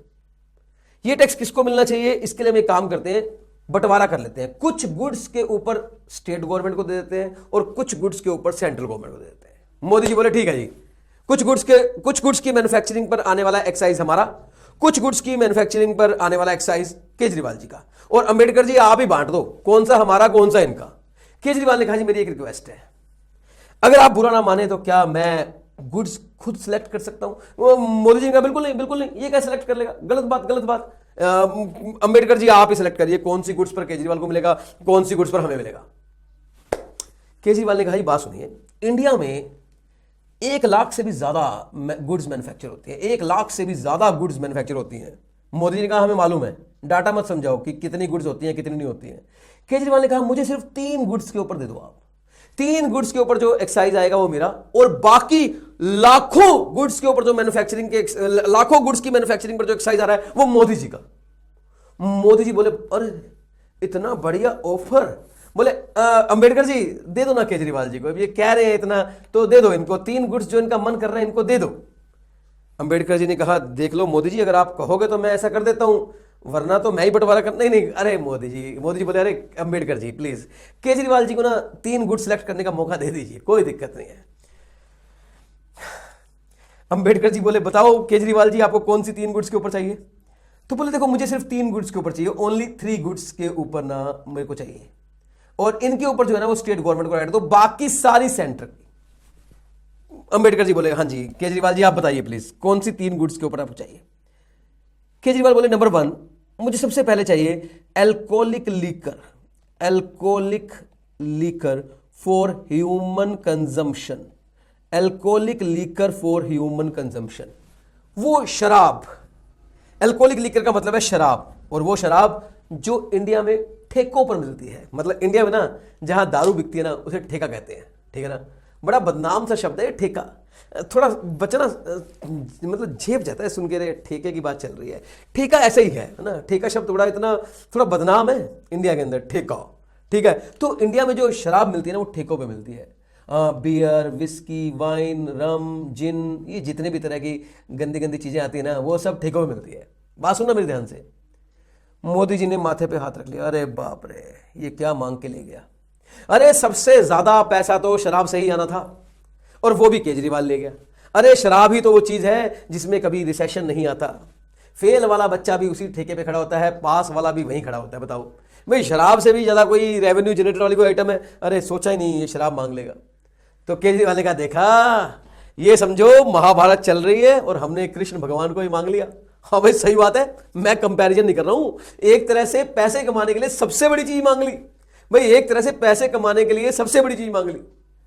केजरीवाल ने कहा, देखा एक तरह से देखा जाए तो सबसे बड़ी चीज हमने मांग ली। क्या मांग ली? लीकर मांग ली, लीकर। अब बोले दूसरी बताओ। दूसरी, अच्छा एक बात और सुनो, ये अल्कोहलिक लीकर वो है जो ह्यूमन कंजम्पशन के लिए है, पीने वाली शराब की बात चल रही है। मैं बोलता हूं जो होती है ना मेडिसिन, जैसे कई ना दवाइयों में भी लीकर होती है यूज। जैसे कोरेक्स की शीशी आती है, कफ सिरप, कफ सिरप में ना लीकर होता है। आप देखना कभी कफ सिरप की 2 चम्मच पी लो, आपको नींद आने लग जाती है, नींद आने लग जाती है। तो वो कफ सिरप में भी लीकर होती है, उसकी बात नहीं चल रही। वो नहीं मांगा केजरीवाल जी ने। आप देखना जो होता है ना वो आफ्टर शेव होता है, शेव करने के बाद जब आफ्टर शेव यूज करते हैं उसमें भी लीकर होती है, ठंडा ठंडा लगता है वो। इवन जो हार्पिक होता है ना, हार्पिक घर में टॉयलेट साफ करने के लिए, उसमें भी लीकर होती है भाई साहब। पी मत जाना पी मत जाना, कहीं मिले ना बाजार में पी जाओ। मेरा मतलब है इन सब में भी लीकर होती है, लेकिन उनकी बात नहीं कर रहा केजरीवाल। केजरीवाल जी कह रहे हैं मुझे वो वाली नहीं, मुझे तो वो लीकर चाहिए जो ठेके पर मिलती है। ठेके पर दवाइयां नहीं मिलती भाई साहब। ठीक है जी, ले लिया इन्होंने। दूसरा इन्होंने बोला, दूसरा मुझे चाहिए ओपीएम। ओपीएम का मतलब होता है अफीम। अफीम, हाँ सर अफीम तो इलीगल है, तो क्या हुआ? टैक्स ये देखता है कौन लीगल कौन इलीगल? भाई टैक्स लीगल इलीगल कब देखता है? अगर तुमने इनकम टैक्स पढ़ा है तो इनकम टैक्स में लिखा होता है income tax is on legal as well as illegal income. भाई टैक्स देखो, यहां लिखा प्रोडक्शन। अगर आप इंडिया में कुछ प्रोड्यूस करते हैं तो उसके ऊपर एक्साइज ड्यूटी लगती है। और अफीम की खेती होती है, फिल्म देखी होगी आपने उड़ता पंजाब, आलिया भट्ट वाली। तो अफीम के ऊपर एक्साइज ड्यूटी चाहिए। मोदी जी ने कहा जी नशे की चीजें ले गया सारी, ये तो ले गया भाई, लूट गया हमें। तीसरा बोला मुझे चाहिए नैरकोटिक्स। नैरकोटिक्स का मतलब है चरस, गांजा, ड्रग्स, हीरोइन। वो वाली हीरोइन नहीं, वो नहीं, दूसरी हीरोइन। ठीक है, खाने वाली होती है हीरोइन। तो भाई साहब केजरीवाल जी ने मांग ली है 3 बड़ी चीजें। क्या? Alcoholic liquor for human consumption, opium, narcotics, ये सब मांग लिया है। मोदी जी ने कहा हमारे में बचे ही क्या? अब क्या पंखे मैन्युफैक्चरिंग का एक्साइज ड्यूटी हम लेंगे? अलमीरा, पंखा, चेयर, टेबल, हैंडीकैम, लैपटॉप, यही सब के मैन्युफैक्चरिंग पे हमें मिलने वाला, क्या खाक मिलेगा? असली तो ले गया। केजरीवाल जी ने कहा नहीं सुनो सर, अभी भी एक ऐसी आइटम है जो आपके पास पड़ी है और जो आपको माला माल कर देगी एक्साइज ड्यूटी से। बोला अब कौन सी रहेगी? बोला टबैको। टबैको रहेगी जी, टबैको, सिगार, सिगरेट, रजनीगंधा जो है ही गंदा, चैनी खैनी, चैन से मजा लो, वो जो जर्दा, तंबाकू, गुटखा, ये सब चीजें मोदी जी आप कमाइए। इन सब की मैन्युफैक्चरिंग पर आप पैसा लीजिए, कोई दिक्कत नहीं है। तो टबैको एंड अदर गुड्स, देखो वैसे तो मैं बताऊं अगर खाली अदर गुड्स लिखता ना तो भी काम चल जाता, भाई इन 3 को छोड़कर सारी यहीं आएगी। लेकिन लॉ में भी टबैको अलग से लिखा हुआ है। क्यों? लॉ क्लियर करता है टबैको इधर नहीं है, टबैको इस तरफ नहीं है, टबैको इधर ही है। तो टबैको एंड अदर गुड्स के मैन्युफैक्चरिंग पर जो टैक्स बनेगा उसका नाम होगा सेंट्रल एक्साइज ड्यूटी। उसके टैक्स के ऊपर जो लगेगा वो लगेगा सेंट्रल एक्साइज ड्यूटी। और जो इन 3 गुड्स के ऊपर लगेगा उसका नाम होगा state excise duty. Guys please tell me, clear हुआ या नहीं हुआ? हाँ जी सर, ये बिल्कुल एब्सोल्युटली क्लियर है। अगर ये एब्सोल्युटली क्लियर है तो मैं आपको बता दूं, यूनियन लिस्ट के अंदर एंट्री नंबर 84 डाला गया और जहां लिखा गया एक्साइज, और एक्साइज से मतलब है सेंट्रल एक्साइज ड्यूटी। वो तो आपको मालूम है ना, वो तो आपको मालूम ही है, जो इस वाली लिस्ट में आएगा, यूनियन लिस्ट में आएगा, वो सेंट्रल गवर्नमेंट का है। तो central excise duty entry number 84 बना दिया गया। गाइस मैं बता दूं, पेपर में 1 मार्क्स आते हैं, पता है ना आपको। फिल इन द ब्लैंक्स आने थे लेकिन आए नहीं, लेकिन आ सकते हैं। फिल इन द ब्लैंक्स आएंगे एग्जाम में। तो भाई साहब बिल्कुल पूछ सकते हैं कि सेंट्रल एक्साइज ड्यूटी कौन सी लिस्ट में आता है, underline, fill in the blanks, या किस एंट्री में आता है, फिल इन द ब्लैंक्स। तो एक एक बात याद कर लेना। सर वो तो बताओ, लीकर वाली जो 3 चीजें वो कौन सी लिस्ट में आती है? वो तो स्टेट लिस्ट में आती है। हाँ सर, एंट्री नंबर मैं बता देता हूं, अभी दोबारा लिखाएगा, एक बार देख लो। एंट्री नंबर 51, एंट्री नंबर 51 में लिखा हुआ है state excise duty, state excise duty on on on on किसके ऊपर? State excise duty on alcoholic liquor, alcoholic liquor for human consumption और opium and narcotics. Yes guys, इन 3 चीजों के ऊपर जो एक्साइज ड्यूटी है वो एंट्री नंबर 51 में आती है। आई hope it is clear. Yes sir, clear हो गया। तो मैं दिखा दूं एक बार थोड़ा सा, ये मत देखना बाकी जो दिखाई दे रहा है आपको, ये रहा जी, ये रहा, ये रहा, बस ये एंट्री नंबर 51 है। यहां पर मैं स्टेट एक्साइज ड्यूटी लिख देता हूं, state excise duty on on on alcoholic liquor for human consumption, opium and narcotics. हाँ जी, प्लीज टेल मी, यहां तक क्लियर हुआ या नहीं हुआ? हाँ जी सर जी, हो गया, यहां तक तो बिल्कुल क्लियर हो गया। आगे बढ़ते हैं, आगे बढ़ते हैं, तो एक एक करके बढ़ेंगे। हाँ जी, अंबेडकर जी ने कहा जी, तो मैंने 3 टैक्सेस का बंटवारा कर दिया है। मैंने इनकम टैक्स का बंटवारा कर दिया है और ये गया था मोदी जी की झोली में। मैंने कस्टम ड्यूटी का बंटवारा कर दिया है और ये गया था मोदी जी की झोली में, झोली मतलब मोदी जी के हाथ में। और मैंने एक्साइज ड्यूटी का बंटवारा कर दिया है और ये एक्साइज ड्यूटी जो है वो कुछ गुड्स के ऊपर स्टेट के पास गई है और कुछ गुड्स के ऊपर सेंटर के पास गई है। प्लीज बताइए 3 चीजों का बंटवारा हो गया नहीं हो गया? यस सर, 3 चीजों का बंटवारा हो चुका है। तो आइए चौथा टैक्स का नाम लेने जा रहे हैं और 4th टैक्स की बात करने जा रहे हैं और बात करेंगे ये वाला टैक्स किसकी झोली में जाएगा, 4th वाला टैक्स। अब मोदी जी और केजरीवाल जी दोनों ऐसे खड़े हैं कि अब किसका नंबर आएगा और कौन सा टैक्स चलने वाला है। तो आइए स्टार्ट करते हैं, 4th टैक्स कौन सा है? हाँ जी, तो चौथा टैक्स, चौथे टैक्स का नाम है सेल्स टैक्स। तो अंबेडकर जी ने कहा जो अब मैं बात करने जा रहा हूं सेल टैक्स की। केजरीवाल ने कहा जी देखो जी, अब ये टैक्स हमारा है। आपने मोदी जी को इनकम टैक्स दिया, आपने मोदी जी को एक्साइज ड्यूटी दी, कस्टम ड्यूटी दी, सब ठीक है, लेकिन प्लीज सेल टैक्स एटलीस्ट हमें दे दो। और अंबेडकर जी ने कहा कि सेल टैक्स रहेगा पूरी तरह से स्टेट गवर्नमेंट का। यस गाइस, तो मैं बता दूं सेल टैक्स नाम का जो टैक्स है वो जाता है स्टेट गवर्नमेंट को, यानी कि केजरीवाल जी को।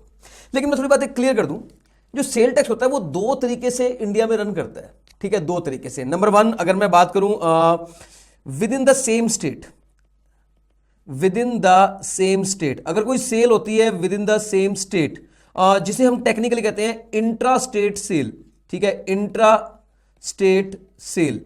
तो इसके ऊपर जिस टैक्स का नाम लगता है ना, जैसे दिल्ली से दिल्ली के बीच होने वाली सेल, तो इसके ऊपर जो टैक्स होता है उसका नाम होता है वैट, ठीक है। हालांकि किसी जमाने में इस टैक्स को LST कहते थे, लोकल सेल टैक्स, लेकिन बाद में इसका नाम बदल दिया गया और नाम रखा गया VAT, value added tax. Okay जी, ठीक है, भले वैट नाम हो या लोकल सेल टैक्स हो, कोई भी हो, अब तो अंबेडकर जी ने बोल ही दिया कि सेल टैक्स किसका है, स्टेट गवर्नमेंट का, ठीक है, मान लिया।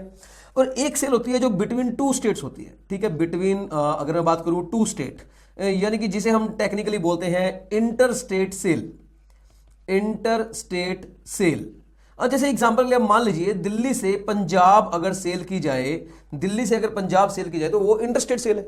बेचने वाला दिल्ली में है, खरीदने वाला पंजाब में है, सेलर दिल्ली का है, बायर पंजाब का है। देखिए सर, यहां तो जो सेलर था वो भी दिल्ली का है और जो बायर है वो भी दिल्ली का है, लेकिन यहां पर अगर मैं बात करूं तो सेलर दिल्ली का है लेकिन बायर हमें शायद पंजाब का दिख रहा है, बायर हमें शायद पंजाब का दिख रहा है। तो भाई अगर सेम स्टेट में सेल होती है तो हम इंट्रा स्टेट कहते हैं, टैक्स का नाम वैट होता है। और अगर बिटवीन 2 स्टेट होती है, जहां सेलर किसी और स्टेट में, बायर किसी और स्टेट में, इस टाइप की सेल होती है, उसे हम नाम इंटरस्टेट सेल कहते हैं। और यहां जो टैक्स लगता है ना, उसका नाम होता है CST। CST का मतलब सेंट्रल सेल टैक्स। अब इसका नाम CST क्यों है ये सब मैं बताने वाला हूं, प्लीज आप ध्यान सुनिए। मैं फिर बोल रहा हूं, आज की क्लास जो है वो पहली क्लास है और ये एक इंट्रोडक्टरी क्लास है और हम धीरे धीरे टैक्स के अंदर आगे बढ़ने वाले हैं, यस और नो। और अब देखना, हम इतना डिटेलिंग में जाने वाले हैं कि आपको पूरी कंसेप्चुअल नॉलेज होनी चाहिए। और ये जो टॉपिक है बड़ा इंपॉर्टेंट है, ये जो अब करवाने वाला हूं वेरी वेरी इंपॉर्टेंट टॉपिक, बड़े ध्यान सुन लेना। ये मिस कर दिया तो फिर समझ लो आगे के लिए दिक्कत आ सकती है। ओके, हाँ जी, तो सेल टैक्स मतलब स्टेट गवर्नमेंट का टैक्स, चाहे वो इंट्रा हो या इंटर हो। अच्छा, कई बच्चे कहते हैं ना सर हम इंट्रा इंटर में कंफ्यूज होते हैं। अरे भाई बड़ा आसान है, इंटर मतलब बिटवीन 2 स्टेट। देखो मैं समझाता हूं कैसे। आपने नाम सुना होगा इंटरनेशनल मैच, हाँ सर, वो तो बिटवीन टू नेशन होता है, तभी उसका नाम इंटरनेशनल मैच है। आपने सुना होगा इंटरकास्ट मैरिज। इंटरकास्ट वो तो हम समझते ही हैं, दो कास्ट के बीच में होने वाली शादी इंटरकास्ट। हाँ, आपने सुना होगा इंटरफेयर, अपनी लाइफ में दूसरों की लाइफ में, दूसरों की लाइफ में। तो भाई जहां इंटर होता है बिटवीन टू ही होता है, ठीक है। इंट्रा मतलब between same, with in same. Okay sir, देखो प्रॉब्लम क्या है वो सुनना। सर इंट्रा स्टेट सेल में कोई प्रॉब्लम नहीं है। क्यों? क्योंकि बेचने वाला दिल्ली का, खरीदने वाला दिल्ली का। अगर टैक्स जाएगा तो वो दिल्ली सरकार को ही जाएगा, क्योंकि हम स्टेट गवर्नमेंट की बात कर रहे हैं और इंडिया में बहुत सारी स्टेट है। तो क्वेश्चन ये आया कि सेल टैक्स स्टेट गवर्नमेंट का है, लेकिन कौन सी गवर्नमेंट का है, कौन सी स्टेट का है? हमने बोला कौन सी स्टेट मतलब स्टेट का है। अरे भाई कौन सी स्टेट का है, यहां दिक्कत नहीं है। क्यों? यहां बेचने वाला भी दिल्ली का है, खरीदने वाला भी दिल्ली है, तो दिल्ली का है। यहां बताओ किसका है? बेचने वाला दिल्ली का है और खरीदने वाला पंजाब का है। यहां बताओ टैक्स किसकी स्टेट का है? ये जो टैक्स नाम का पैसा है, सीएसटी नाम का पैसा, ये कौन सी स्टेट को मिलेगा? दिल्ली को या पंजाब को? मिलना स्टेट को है, क्योंकि ऊपर लिख दिया सेल टैक्स चाहे कोई भी हो, मिलेगा स्टेट गवर्नमेंट को, मिलेगा स्टेट गवर्नमेंट को। बताइए प्लीज, ये केजरीवाल जी को मिलेगा या कैप्टन अमरिंदर सिंह को मिलेगा? बताइए प्लीज, ये किसको मिलेगा? ये केजरीवाल जी को मिलेगा या अगर मैं पंजाब की जगह यूपी कर दूं तो आदित्य योगीनाथ को मिलेगा? बताइए प्लीज, ये टैक्स किसको मिलेगा? और यही मैं जानना चाह रहा हूं आपसे कि अब आप मुझे बताएंगे टैक्स किसको मिलेगा। ठीक है, मैं एक काम करता हूं, इसी पॉइंट पे फोकस कर लेता हूं। ठीक है, दिल्ली से पंजाब सेल हो रही है, ठीक है ना, दिल्ली से पंजाब सेल हो रही है। बायर कहां का है? बायर पंजाब का है, ठीक है। और सेलर कहां का है? सेलर दिल्ली का है। मैं पूछ रहा हूं इसमें जो टैक्स लगता है उसका नाम है सीएसटी। क्वेश्चन ये है, इस सीएसटी का पैसा किसको मिलेगा? दिल्ली को या पंजाब को? बस ये बता दो, ये बता दो आप किसको मिलेगा, दिल्ली को या पंजाब को? हाँ जी, किसको मिलना चाहिए? चलो ये बता दो, छोड़ो किसको मिलेगा, ये तो किसको मिलना चाहिए आपके हिसाब से? ये पैसा किसको मिलना चाहिए? मैं बताऊं, मैं बताऊं मेरे हिसाब से किसको मिलना चाहिए? सर मेरे हिसाब से ये पैसा पंजाब को मिलना चाहिए। मैंने मेरे हिसाब से बोला है, दिल्ली को मिलेगा पंजाब को मिलेगा बाद में बताऊंगा, पहले मेरी लॉजिक सुन लो। मैं ये कहता हूं ये पैसा पंजाब का होना चाहिए। आप बोलोगे सर क्यों? मैं बोलूंगा देखो, दिल्ली वाले ने पंजाब वाले को सामान बेचा, ठीक है। मैं थोड़ा सा यहां नीचे लिखता हूं, इसको दोबारा लिखता हूं। दिल्ली से सेल हुई है और पंजाब के लिए हुई है, ठीक है ना, पंजाब के लिए हुई है, ठीक है सर। और सेलर दिल्ली का है और बायर पंजाब का है, ठीक है सर।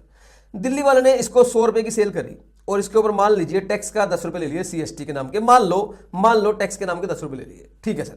ये 10 रुपए अब किसके पास जाने चाहिए? है तो दिल्ली वाले के पास, क्योंकि दिल्ली वाले ने पंजाब वाले से लिए हैं जब सामान बेचा होगा। लेकिन ये पैसा किसको मिलना चाहिए? ये पैसा पंजाब गवर्नमेंट को मिलना चाहिए या ये पैसा दिल्ली गवर्नमेंट को मिलना चाहिए? मिलेगा स्टेट को ही, लेकिन स्टेट तो भाई साहब दोनों है, दिल्ली अपनी स्टेट है, पंजाब अपनी स्टेट है। मेरा ये मानना है ये पैसा पंजाब को मिलना चाहिए और मैं लॉजिक आपको देने वाला हूं। और लॉजिक सुन के आपको आज ही क्लास का लिंकिंग समझ में आएगा। आज की ही क्लास में हमने किस तरीके से लिंकिंग कर रहे हैं वो सुन लो। मेरे हिसाब से ये पंजाब को इसलिए मिलना चाहिए क्योंकि क्लास की शुरुआत में बात की गई थी कि जब हम पैसा देते हैं टैक्स के नाम का, तो हम ये सोच के देते हैं कि इस पैसे की आखिरकार जो बारिश होने वाली है वो हम पर ही होने वाली है। एक आदमी जब सरकार को टैक्स पे करता है ना, तो उसके मन में एक बात आती है, आज टैक्स ले रहे हो, कल को मुझे ही तो फायदा मिलने वाला है, मेरे को ही तो फैसिलिटीज मिलने वाली है, आखिरकार जो मैं टैक्स दे रहा हूं वो मेरे लिए ही तो सरकार खर्च करेगी। करता नहीं करता एक आदमी? आप भी जब टैक्स देते हैं तो क्या सोचते हैं, ये पैसे भाड़ में गए? नहीं, आप सोचते हैं हमारे लिए ही तो सब कुछ होने वाला है। तो पंजाब वाला बंदा जब टैक्स देगा, तो उसके माइंड में नहीं आएगा इस पैसे की अल्टीमेटली बारिश जो होने वाली है वो मुझ पर ही होने वाली है। पर ऐसा होगा कैसे?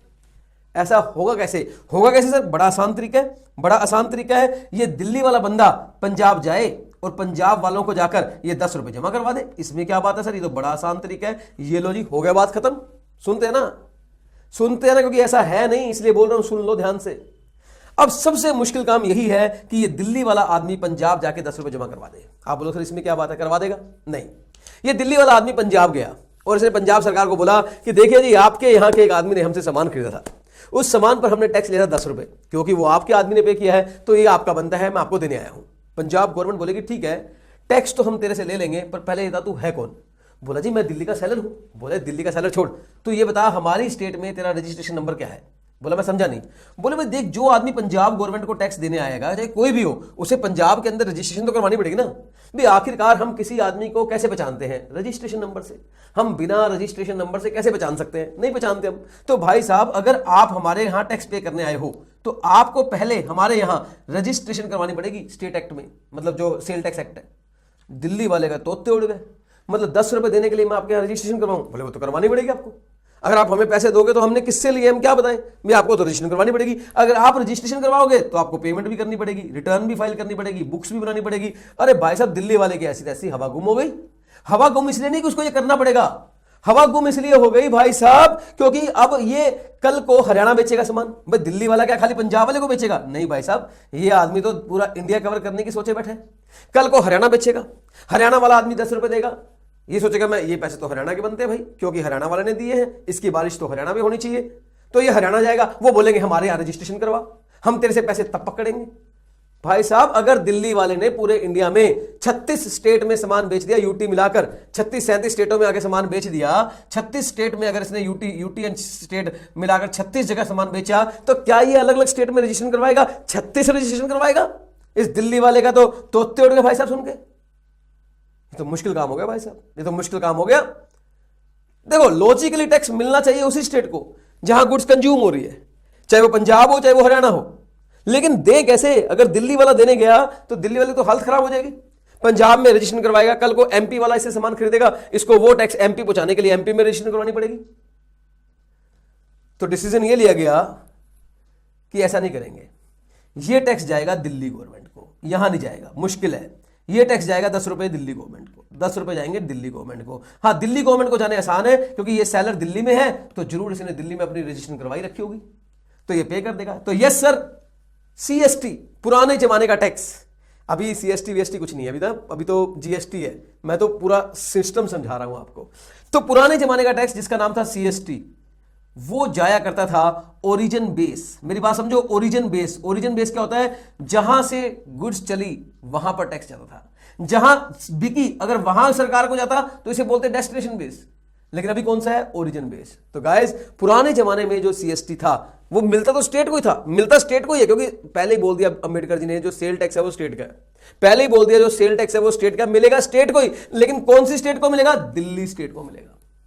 प्लीज टेल मी, आपको समझ में आया कि सीएसटी क्या था और वो कौन सी स्टेट को मिलता था? ये बात क्लियर हुई या नहीं हुई? और वो डेस्टिनेशन बेस क्यों नहीं था? जीएसटी की बात करो, अभी मैंने जीएसटी शुरू नहीं किया, अभी हम जीएसटी तक नहीं पहुंचे, अभी हम सिर्फ टैक्सेस को एक्सप्लेन कर रहे हैं कि कौन सी सरकार को जाते हैं। लेकिन सोचो, आज पूरा जीएसटी डेस्टिनेशन बेस है, पूरा जीएसटी डेस्टिनेशन बेस है। आज अगर कोई दिल्ली से पंजाब सेल करता है तो इसके ऊपर जो जीएसटी बनेगा वो डेस्टिनेशन यानी कि पंजाब स्टेट गवर्नमेंट के पास जाएगा। लेकिन क्वेश्चन है अब कैसे, वो मैं जीएसटी में समझाऊंगा कैसे। लेकिन अब पंजाब स्टेट के पास जाएगा, दिल्ली स्टेट के पास नहीं जाएगा। लेकिन इससे पहले पुराने जमाने में इंटरस्टेट सेल जो हुआ करती थी, जो सीएसटी बना करता था, वो ओरिजिन बेस्ड था, यानी कि ओरिजिन बेस्ड टैक्स था, यानी कि वो जिस स्टेट से गुड्स चलती थी उस स्टेट को मिलता था। देखो, एक स्टूडेंट कहता है, एक छोटा सा क्वेश्चन है, सीएसटी नाम क्यों है इसका? Central sale tax. जब आप कह रहे हो कि जो सेल टैक्स होता है वो स्टेट का ही होता है, तो सेंट्रल वर्ड बीच में कहां से आ गया? वेरी गुड क्वेश्चन, मैं आपको समझाता हूं। सर मान लीजिए दिल्ली से पंजाब में सेल हुई, अब आप दोबारा सुनना शुरू से। दिल्ली वाले बोले टैक्स हमारा है क्योंकि गुड्स हमने बनाई है, पंजाब वाले बोले नहीं नहीं टैक्स हमारा है, गुड्स हमने कंज्यूम की है। अच्छा, इन दोनों के बीच में जो सेल हुई ना, इस सेल का जो कॉन्ट्रैक्ट हुआ था, कॉन्ट्रैक्ट वो एमपी में हुआ था, मध्य प्रदेश में। ये दोनों ना मध्य प्रदेश में मिले थे, सेलर बायर। एमपी वाले बोले टैक्स हमारा है, बोले क्यों? हाँ, बोले कॉन्ट्रैक्ट तो हमारे स्टेट में हुआ था। भाई साहब जी, सेल टैक्स स्टेट का है, अंबेडकर जी ने ये नहीं बताया कौन सी स्टेट का है। अंबेडकर जी ने ये कहा सेल टैक्स स्टेट गवर्नमेंट को जाएगा, लेकिन कौन सी स्टेट को? 3 लोग लड़ने लग गए यहां पे। और मैं बताऊं, जब दिल्ली से पंजाब सेल होती है ना, तो सामान जो ना वो हरियाणा होकर निकलता है। यहां हरियाणा है, बीच में हरियाणा आता है। अब हरियाणा में से होकर निकलेगा, उड़ के तो निकलेगा नहीं। हरियाणा वाले बोले अरे टैक्स तो हमारा है, हरियाणा वाले बोले टैक्स तो हमारा है। बोले क्यों भाई, तुम्हारा क्यों है? बोले हमारे स्टेट में से निकल गया, हमारी स्टेट में से गुजरा है। और अंबेडकर जी ने ये बोला है जो सेल टैक्स है वो स्टेट का है, कौन सी का है वो तो बोला ही नहीं, तो ये तो हमारा है। भाई साहब, एक टैक्स को लेकर 4 स्टेट लड़ने लग गई। दिल्ली कहती हमारा, एमपी कहता हमारा, हरियाणा कहता हमारा, पंजाब कहता हमारा। खूब लड़ाई हो गई। और जब लड़ाई हुई तो मोदी जी आ गए। मोदी बोले खामोश, आवाज नीचे। स्टेट गवर्नमेंट बोला देखो मोदी जी, बीच में मत आना, ये सेल टैक्स है, ये स्टेट गवर्नमेंट का, आपका लेना देना नहीं है, चले जाओ यहां से। मोदी जी बोले चले जाएंगे, लेकिन अगर तुम इस तरीके से लड़ोगे तो कहां जाएंगे हम? ये मतलब ये देश का नाम रोशन करोगे, लड़ रहे हो आपस में। बोले वो हमारा आपसी मामला है। बोले आपसी मामला नहीं है, देश का मामला है। भाई मोदी जी बोले देखो टैक्स आपका है, हम नहीं मांग रहे टैक्स, हमें पैसे में इंटरेस्ट नहीं है, पर हमें झगड़ा नहीं चाहिए। बोले फिर कैसे खत्म करें इस झगड़े को? मोदी जी ने कहा ये हम डिसाइड करेंगे, हम बनाएंगे लॉ इसके ऊपर, हम बनाएंगे लॉ। हाँ, टैक्स हम नहीं लेंगे, चिंता मत करो, लो हम बनाएंगे, पार्लियामेंट मतलब सेंट्रल की तरफ से पार्लियामेंट बनाएगी लो हम बनाएंगे, हम बताएंगे टैक्स दिल्ली को जाएगा, पंजाब को जाएगा, एमपी को जाएगा, हरियाणा को जाएगा, लेकिन बताएंगे हम, लेंगे नहीं हम। तो बोले ठीक है आप बनाओ। तो फिर लॉ बनाया गया सीएसटी का, जिसका नाम रखा गया सेंट्रल सेल टैक्स। तो भाई साहब नाम का सेंट्रल है, एक्चुअल में ये सेल टैक्स ही है जो स्टेट गवर्नमेंट को जाएगा, स्टेट गवर्नमेंट को जाएगा, लेकिन नाम सेंट्रल है, नाम सेंट्रल है। इसलिए ये बनाया मोदी जी ने है, लेकिन पेमेंट दिल्ली को जाती है। और जब आप सेंट्रल सेल टैक्स पढ़ते हो, पढ़ना नहीं आपके सिलेबस में नहीं है, लेकिन अगर आप पढ़ते तो वहां लिखा था इन चारों में किसके पास जाएगा, दिल्ली के पास जाएगा। इन चारों में किसके पास जाएगा, दिल्ली के पास। ओरिजिन बेस होगा, जहां से गुड्स स्टार्ट होंगी वो वाली स्टेट को मिलेगा। पंजाब को बोल दिया आपको नहीं मिलेगा, बहुत मुश्किल है। दिल्ली वाला आपके यहां टैक्स देने आएगा, आप रजिस्ट्रेशन मांगोगे, छोड़ो, सिर्फ दिल्ली को जाएगा, दिल्ली को। तो ये डिसीजन हुआ था। तो गाइस मैं बोलूंगा अगर मैं सेल टैक्स की बात करूं, मैंने दो केस बना दिए, दिल्ली से दिल्ली होने वाली सेल और दिल्ली से पंजाब होने वाली सेल, ठीक है। दिल्ली से दिल्ली में वैट लगता है, इसमें कोई इशू नहीं है, ये तो दिल्ली स्टेट को जाएगा। लेकिन दिल्ली से पंजाब जब होती है ना, तो ये फिर ओरिजिन स्टेट को जाएगा, यानी कि दिल्ली स्टेट को जाएगा। इसका नाम सीएसटी है। भाई प्लीज टेल मी, आपको क्लियर हुआ है नहीं हुआ? ये वैट नाम है, ये सीएसटी नाम है, और ये एंट्री नंबर 54 है of state list. Of course state list होगा, हाँ, क्योंकि इसे सेंटर ने बनाया है, भले ही स्टेट का है, लेकिन ये स्टेट लिस्ट में नहीं है, सेंट्रल लिस्ट में लिखा हुआ है, यूनियन लिस्ट में लिखा हुआ है, और इसकी एंट्री नंबर है 92A। एक स्टूडेंट ने मुझे सर एक बात बताइए, अगर दिल्ली से अमेरिका सेल हुई है, दिल्ली से अमेरिका सेल हुई है, यानी कि यूएस से सेल हुई है, ये भी तो सेल टैक्स है। मैंने कहा नहीं, इसे हम एक्सपोर्ट कहते हैं, एक्सपोर्ट इंपोर्ट कहते हैं। तो हम सेल टैक्स के नाम पर दो ही बातें करेंगे, या तो विद इन द स्टेट या between two state. Between two country को हम सेल टैक्स का नाम नहीं देंगे, या तो हम उसे एक्सपोर्ट बोलेंगे या हम उसे इंपोर्ट बोलेंगे। बोलो क्लियर और नॉट क्लियर? हाँ जी सर जी, बिल्कुल, अब तो एकदम क्लियर हो गया। तो गाइस यूनियन लिस्ट के अंदर entry 82 income tax, 83 custom, 84 excise and 92A। अब आपको पता है 92A कौन सा है? बोलो सीएसटी। 92C और 7 छोड़ दो एक बार। इसके बाद इधर 46 यानी कि एग्रीकल्चरल इनकम, 51 मैं आपको बता चुका हूं लीकर वाली, और 52 आपके काम की नहीं है, छोड़ दो एक बार, बाद में करेंगे। 54 is important VAT, 54 is important VAT. बोलो क्लियर और नॉट क्लियर? यस सर, सारे टैक्सेस के नाम पता लग गए हैं। भाई साहब यही तो खास बात है, कम से कम पता तो हो टैक्सेस कौन कौन से थे, कौन कौन से हैं। हाँ जी आगे बढ़ते हैं। एक और टैक्स था 1994 में। अब 1994 में ना अंबेडकर जी कोई बना नहीं रहे थे, जो संविधान नहीं बना रहे थे, क्योंकि वो तो 1950 की बात थी, मैं तो उसके भी 44 साल के बाद कह रहा हूं। लेकिन अंबेडकर जी ने एक बात कही थी, वो बात क्या थी वो सुन लो। उन्होंने बोला देखो मैंने लगभग सब टैक्सेस के नाम लिख दिए हैं, मैंने इनकम टैक्स का नाम लिख दिया है, मैंने एक्साइज, मैंने कस्टम, मैंने वैट, मैंने सबके नाम लिख दिए हैं, लेकिन मैं तो कुछ समय बाद चला जाऊंगा, लेकिन सरकारें आती रहेंगी, नए टेक्नोलॉजीज आएंगी, नया जमाना आएगा, नए टैक्सेस भी आएंगे। फिर क्वेश्चन आएगा उन टैक्सेस को कौन लेगा, उन टैक्सेस को जो नए आएंगे उनको कौन लेगा, ये फैसला भी मैं अभी करके जाऊंगा। और अंबेडकर जी ने कहा कि जो रूलिंग पार्टी होगी, रूलिंग पार्टी यानी कि आज बीजेपी, जो रूलिंग पार्टी है, अगर वो कोई नया टैक्स लेके आना चाहे, तो वो यूनियन लिस्ट में एंट्री डालकर ला सकते हैं। पार्लियामेंट से पास करवाना पड़ेगा ऑफ कोर्स उनको, वो अलग बात है, लेकिन किसी पर्टिकुलर स्टेट की परमिशन लेने की उन्हें जरूरत नहीं पड़ेगी। सभी स्टेट की परमिशन लेने की जरूरत नहीं है। अगर वो नया लॉ लेके आ रहे हैं तो वो एंट्री यूनियन लिस्ट के थ्रू लेके आ सकते हैं। ठीक है, अब मैं आपको बता दूं 1994 बड़ी पुरानी बात है। 1994 में जो रूलिंग पार्टी थी, रूलिंग पार्टी यानी कि जो राज कर रही थी, वो थी कांग्रेस। और कांग्रेस के जो फाइनेंस मिनिस्टर थे उस टाइम 1994 में, वो थे doctor Manmohan Singh. Doctor Manmohan Singh was the excellent finance minister. भले ही ये एक अच्छे प्राइम मिनिस्टर थे या नहीं थे मुझे नहीं पता, लेकिन एक्सीलेंट फाइनेंस मिनिस्टर, बेहतरीन finance minister. After all economics के बादशाह है भाई, वो इकोनॉमिक्स के बाप है एक तरह से देखा जाए।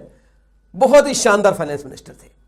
डॉक्टर मनमोहन सिंह ने इंट्रोड्यूस किया 1994 में एक नया टैक्स जिसका नाम रखा था सर्विस टैक्स। Service tax. तो डॉक्टर मनमोहन सिंह ने एक नया टैक्स लेके आए थे जिसका नाम था सर्विस टैक्स। यस गाइस, और ये सेंट्रल गवर्नमेंट का टैक्स था, यानी कि यूनियन पार्लियामेंट से पास हुआ था और यूनियन लिस्ट में लाया गया। एंट्री नंबर 92C से लाया गया था, लेकिन ये एंट्री नंबर 92C से वर्क नहीं हुआ, फाइनली इसे एंट्री नंबर 97 से चलाया गया था। एंट्री नंबर 97 जो है वो एक रेजिडुअरी एंट्री थी, यानी कि बची हुई एंट्री, कोई टैक्स बच जाएगा तो वो इसके थ्रू लाया जा सकता है। तो 97 एंट्री में सर्विस टैक्स को चलाया गया, 92C से इंट्रोड्यूस किया गया। गाइस मैंने एक और टैक्स का नाम बता दिया जो सेंटर का था, मैं दिखा देता हूं आपको। 92A CST and 92C service tax, and then 97 जो कि रेजिडुअरी एंट्री है उसी में सर्विस टैक्स था। स्टेट लिस्ट की मैंने सारी एंट्रीज आपको बता दी हैं, राइट। अब आ गया कॉन्करेंट लिस्ट। कॉन्करेंट लिस्ट में दोनों गवर्नमेंट के पास पावर है कि वो टैक्स बना सकती है, लेकिन इसमें कोई भी टैक्स नहीं है। सर आपने जीएसटी बताया नहीं, अभी नहीं बताया। जीएसटी अभी थोड़ा बताऊंगा, जीएसटी पर तो पूरी कहानी चलने वाली है। अभी तो मैं सिर्फ टैक्स बता रहा हूं क्या होता है, और उसमें भी जीएसटी नहीं बता रहा हूं। जीएसटी कैसे आया, जीएसटी कौन लाया, जीएसटी में क्या क्या अड़चने आई, वो तो आगे आएगा, उसमें तो अभी वक्त है, उसमें तो अभी वक्त, आज तो पहली क्लास है। Both the government, concurrent list में कौन लगा सकता है, बोथ द गवर्नमेंट। मैं बताऊं इसमें कोई भी टैक्स नहीं है, जीएसटी भी नहीं है, डोंट वरी। इसमें मैं बताऊं, इसमें basically civil and criminal matters है, सिविल एंड क्रिमिनल मैटर्स है। तो इसके अंदर है civil and criminal matters. Okay जी, ठीक है। एग्जांपल दूं, एजुकेशन इसके अंदर है। जैसे आपने सुना होगा यूपी बोर्ड, यूपी वालों का अपना एक बोर्ड होता है, यूपी बोर्ड हर स्टेट में होता है, हर स्टेट का अपना बोर्ड होता है, लेकिन एक सीबीएसई भी होता है, central board of secondary education, वो सेंटर का होता है। तो एजुकेशन पर दोनों गवर्नमेंट पैरेलल बनाती हैं लोग, राइट। तो बन सकते हैं वहां पे, वो कॉन्करेंट लिस्ट में आता है।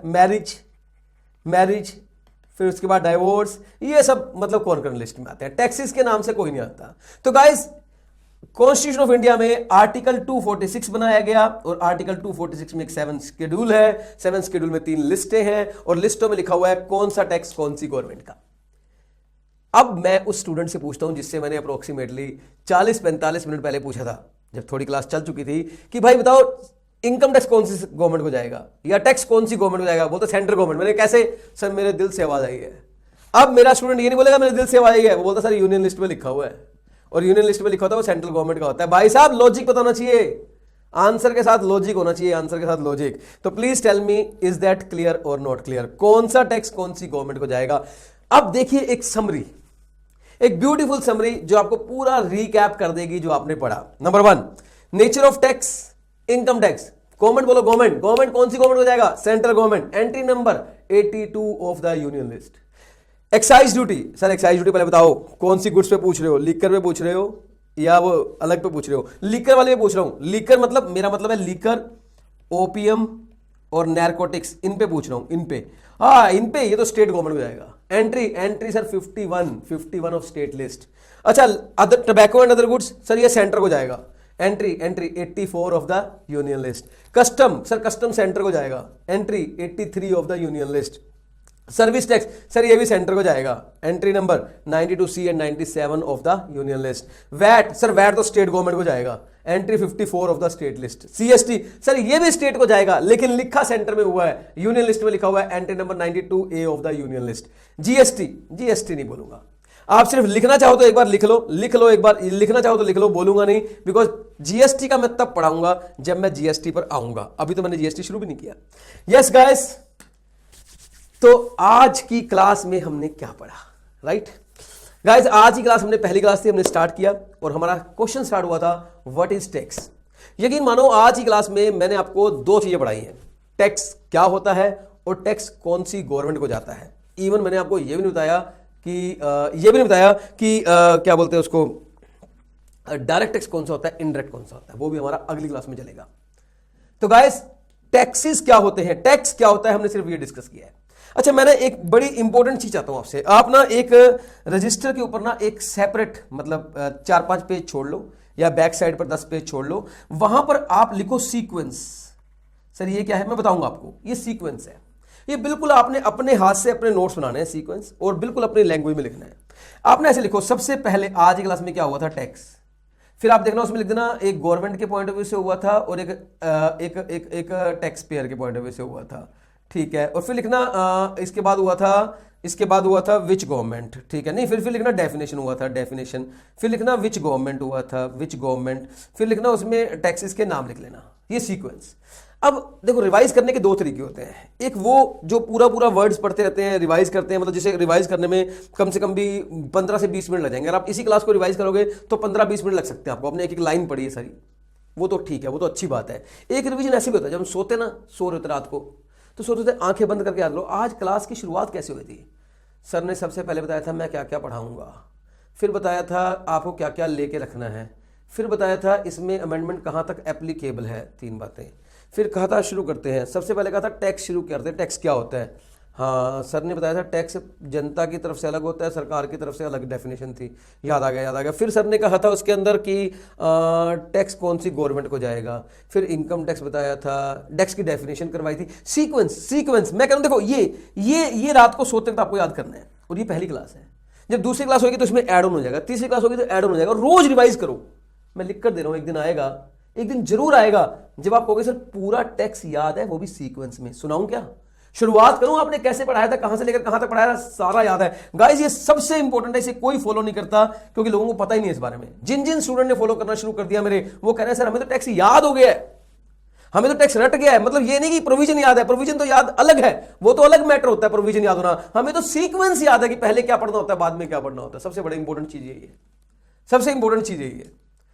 तो गाइस ये थी हमारी आज की पहली क्लास। होपफुली आपने एंजॉय किया होगा और आपको समझ में आया होगा कि टेक्स्ट क्या है, और आपने देख लिया कि कितना डीपली हम स्टडी करने वाले हैं चीजों को, कितना डीप में हम पढ़ने वाले हैं।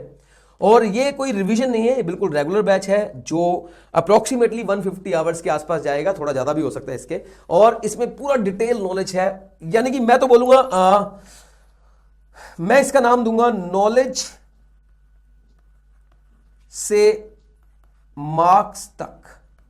तो भाई हमें नॉलेज से लेकर मार्क्स तक, मतलब हमें 100 नंबर भी चाहिए और हमें फुल नॉलेज भी चाहिए। तो ये वो बैच है जहां आप नॉलेज से लेकर मार्क्स तक पहुंचेंगे, नॉलेज से लेकर, ज्ञान से लेकर नंबर तक। नंबर भी चाहिए और साथ में ज्ञान भी चाहिए, दोनों चीजें आपको इस बैच में मिलने वाली है। राइट, तो गाइस आज के लिए इतना ही, अगली क्लास मिलते हैं next time. Till then bye bye.